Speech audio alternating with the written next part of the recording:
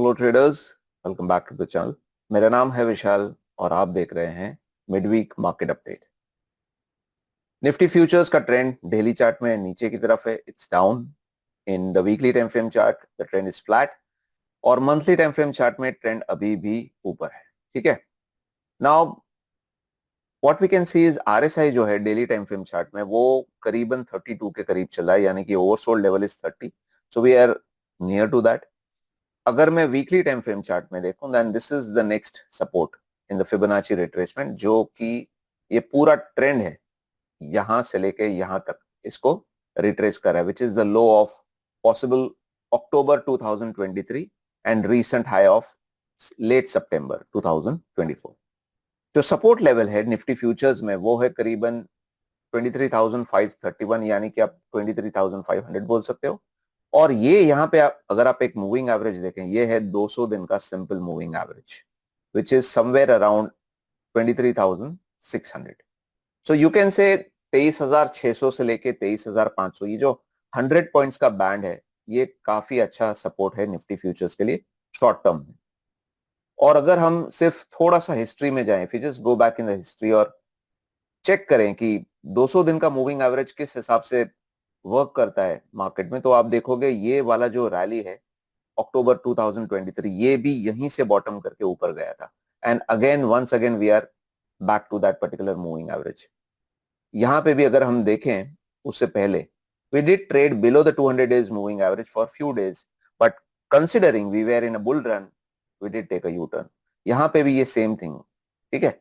So I am not saying कि यहां भी हम यू टर्न ले लेंगे या ये बॉटम है, मैं ऐसा कोई बात नहीं कर रहा हूं, बट मैं इतना जरूर बोलूंगा that if you are a swing trader, if you are a short term momentum trader, if you have few short sided trades in your trading portfolio right now, then as a trader यहाँ पे नए trades initiate करने के बजाय, यानी कि short side नए trades initiate करने के बजाय यहाँ पे आपको थोड़ा सा पार्शियल प्रॉफिट बुकिंग मोड में रहना चाहिए।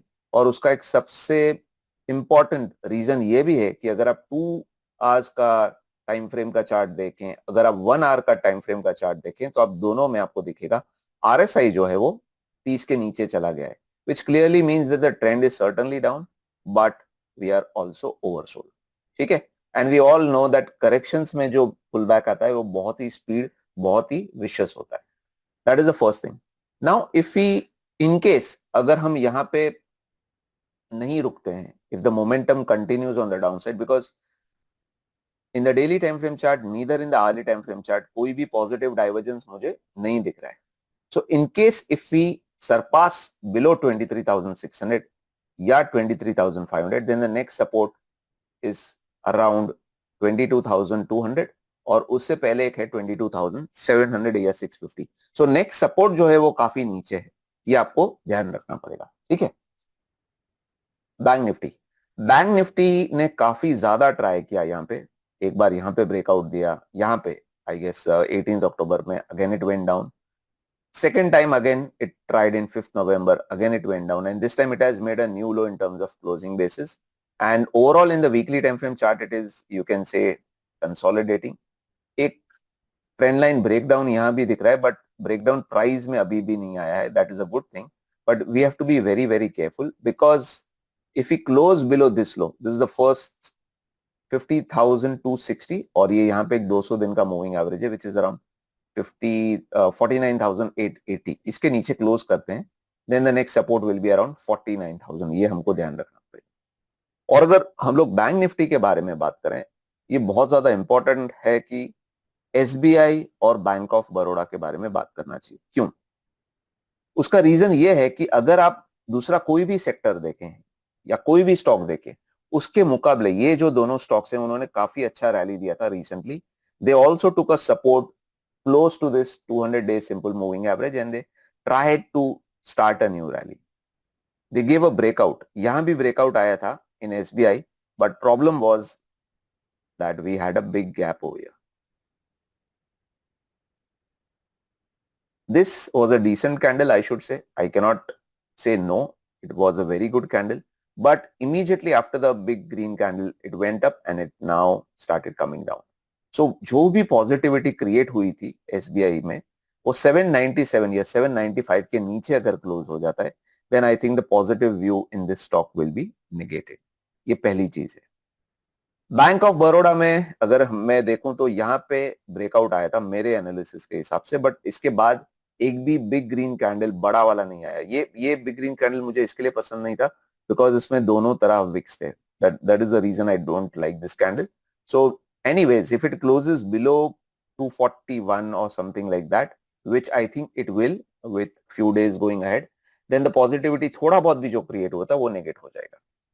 Now ये दोनों स्टॉक्स ने काफी अच्छा परफॉर्म किया. अगर ये दोनों स्टॉक्स के बारे में अगर मैं बात करना छोड़ दूं तो एक बार आप सिर्फ कैनरा बैंक देखिए, सेंट्रल बैंक देखिए, महाराष्ट्र बैंक देखिए, इन सब का जो चार्ट है वो काफी डिफरेंट है ना. उसी bank of Baroda these were the two previous lows, ठीक है, this one and this one, इसके ऊपर क्लोज दे दिया. सेम थिंग अगर आप एसबीआई में खोलोगे, एसबीआई में तो अभी भी ज्यादा पॉजिटिविटी दिख रही है. क्यों? बिकॉज एसबीआई का जो प्रीवियस लो था ना, सॉरी हाई था, वो यहाँ पे था. हम उसके काफी ऊपर चले गए, प्राइस काफी ऊपर चले गया उसके, ठीक है, and then it's started coming down. But अगर आप सेंट्रल बैंक क्लोजली वॉच करें, सो सेंट्रल बैंक में things are different. This is the previous high, then this is the high, then this is the high. ये मैंने last time मेरे video में बोला था, लास्ट मिडवीक अपडेट में, कि ये हमको ध्यान रखना पड़ेगा कि एसबीआई अगर ऊपर जा रहा है तो उसके बाद कितने स्टॉक्स ऐसे हैं जो एक्चुअली परफॉर्म करेंगे. The last stock which followed SBI was bank of Baroda, but उसमें भी ठीक से ब्रेकआउट नहीं आया.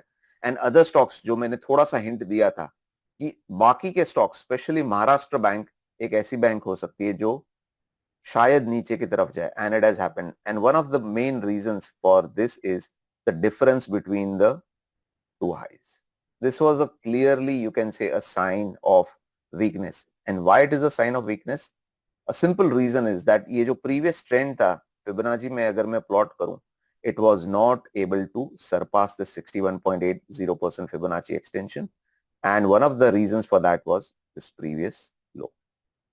And a lot of weakness is right now visible in other stocks apart from SBI and Bank of Baroda. बाकी अगर हम IT पैक के बारे में बात करें, if I just talk about IT pack overall is still outperforming. It may not show a lot of momentum on the upside, शायद ज्यादा मोमेंटम नहीं दिखाएगा, बट कुछ स्टॉक्स ऐसे हैं जो अभी भी ऊपर के रेंज में ट्रेड करें, जैसे कि इन्फोसिस है. Infosys is still out performing.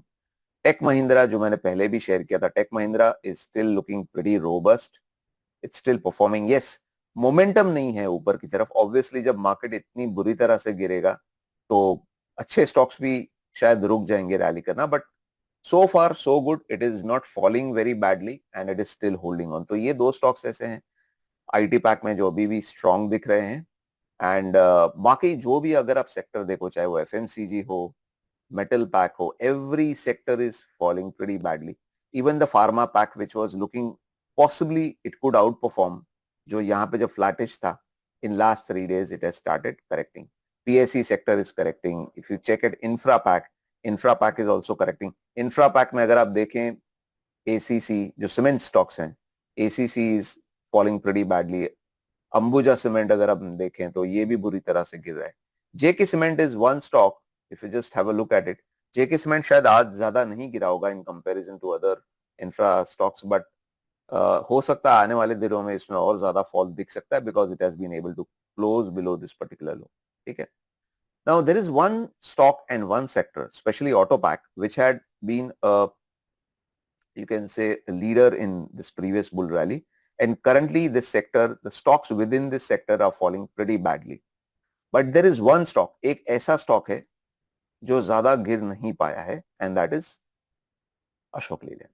And what are the reasons we really don't know, but it clearly is visible that it is back to its previous swing high, you can see over here, and it is consolidating. And if you check the hourly time frame chart, अगर आप check करें, अगर आप 2 hourly time frame chart check करें, तो यहाँ पे आपको ज्यादा ब्रेकडाउन जैसी कोई चीज नहीं दिखेगी. Yes, we have seen some sort of selling pressure from the upside, but breakdown अगर आवर्ली टाइम फ्रेम में आया या 2 आवरली टाइम फ्रेम में आया with a big red candle, then there is a decent possibility that you will be able to see some sort of downside momentum in this stock on the downside. So swing traders, momentum traders को इसके ऊपर ध्यान रखना चाहिए. And again, overall trend momentum in short term in the market is on the downside, and one of the major reasons is this dollar index. Dollar index रुकने का नाम नहीं ले रहा है. It is continuously moving higher and this is a vertical rally. So be very careful. Do not hold your longs for very long. Stop losses रखें. हाँ, अगर stop losses trigger नहीं हुए हैं आपके long position से, it's a different thing. If you are an investor or if you are a medium term trader with a view of a couple of years, it's a different thing. Then maybe your stops may or may not get triggered. But if you are a short term trader, अगर आपने stocks लिए थे, perform नहीं करें, better exit. अगर आप short sided trader नहीं हैं, then it makes sense as a trader to stay aside and wait for good times. Do not keep buying dips because मैंने ऐसे बहुत सारे लोग देखे हैं जो सिर्फ long only traders होते हैं, and that is absolutely fine. It is not necessary that every person will participate in derivatives on the upside and on the downside. But if you're a long only trader with a proper system, with a stop loss, with a target, and if you decide to stay aside, it's fine. But if you're a person who trades also into derivatives, then yes, be sure that you take complete advantage of this particular scenario. But do not forget, we are nearing an important support.